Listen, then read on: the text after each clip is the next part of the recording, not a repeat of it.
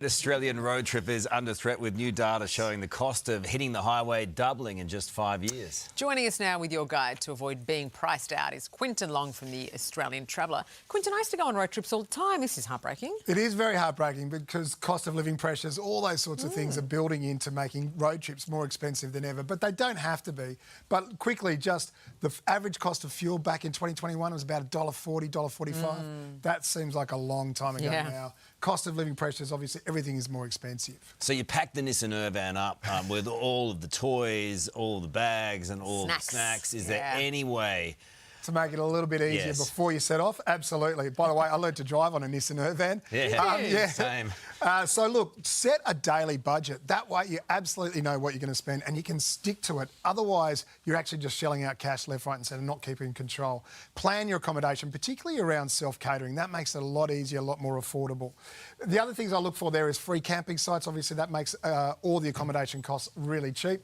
And then pack smart. So you're not doing those silly, like, one-off purchases. Oh, I forgot to bring a toothbrush. I forgot to bring, toothpaste. That sort of stuff. You don't have to buy on the road. Makes everything a lot more affordable. You did mention, obviously, the cost of petrol. So how can you run down the cost of running a car? Yeah, look, I know this is going to sound a bit weird, but the first thing says is look at the tyre pressure. If the tyre pressure is correct, the cost of actually running the car and driving it is a lot cheaper.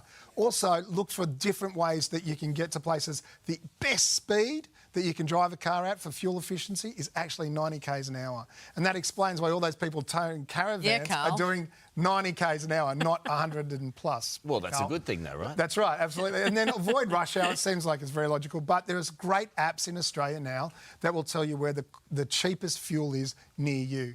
NRMA's got one. There's also a couple of... A couple of my mates stockpile fuel in the garage. Is that advisable? Probably not.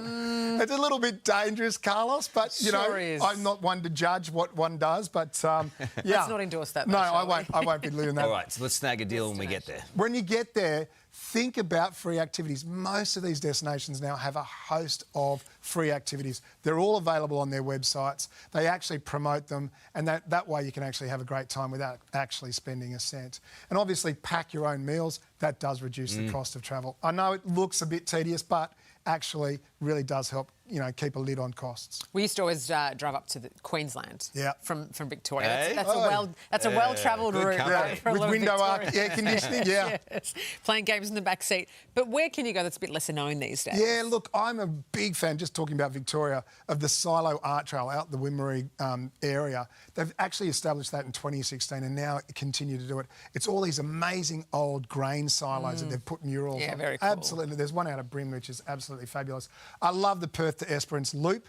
Obviously, you can go out to Kalgoorlie, down to Esperance and then back along the coastal road. So lots and lots of different variety out there. I will say quickly, one of my favourite road trips in Australia is actually closed at the moment, and I wanted to give a quick shout out to the guys at Bellingen because the Waterfall Way is actually closed. They're doing it really tough in Bellingen. So if you are going on the Pacific Highway, just turn left just before Coffs, go in and get a coffee. Spend a bit of money. Yeah, it'll help them out a lot. Good shout out. Putting a bit of money in the till for those guys would be great. Good on you, Quinton. Thank you. Thanks, guys. Thank you.